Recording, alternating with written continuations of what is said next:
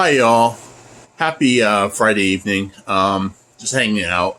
Um, Read a book for the first time in a while. I used to be an avid reader. I haven't been reading as much lately, but I read a book called The New Kind of Science 20 years later. I read the original book in 2004, 2005 when it came out. It was an expensive purchase. It's this 1,200 page monster. It's a huge book. But surprisingly, it's an easy read, and it's really fascinating about how cellular automata or computational complex. It was largely about cellular automata and how um, uh, basically simple rules can develop into complex systems. I mean, most of the time, simple rules make simple patterns, but there are occasions where simple rules make random patterns which have no order in them, or they make patterns that are complex. And basically, Wolfram basically made four types of computational outcomes. There was simple outcomes, random outcomes, fractal outcomes, and complex outcomes. Now, those are system four. Those are the most interesting. Because they don't repeat themselves and they're not just nested patterns and patterns. I mean, fractals are beautiful, but they are just nested seed patterns that repeat over and over.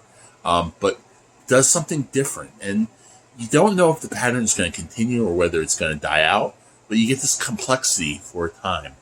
And it's usually generated by simple rules. Like Wolfram talks about Rule 30. Now, obviously, Wolfram...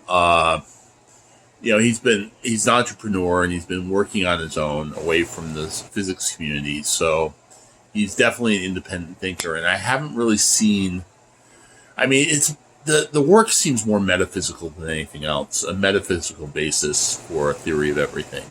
It does not seem like doesn't really have a program for actually experimentally testing out these theories.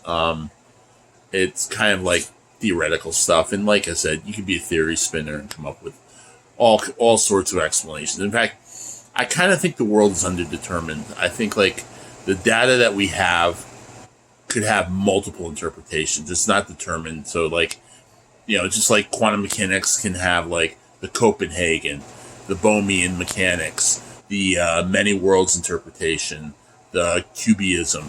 Like there are multiple interpretations for this limited paltry phenomena that we have in quantum mechanics. Theoretical frameworks there are lots of theoretical frameworks that can fit the data. More human cognition is more creative than the meager amount of data we have. So essentially we hallucinate. We hallucinate all sorts of ideas around matter. Not as a schizophrenic, I'm fine with that because that's who I am. I like theory spinning. I like imagining. I like speculating. But you have to ground it in reality testing and basically the data. Anyway, just some spare thoughts on a book that I read on metaphysical implications of computation. Anyway, I'll talk to you later. Bye.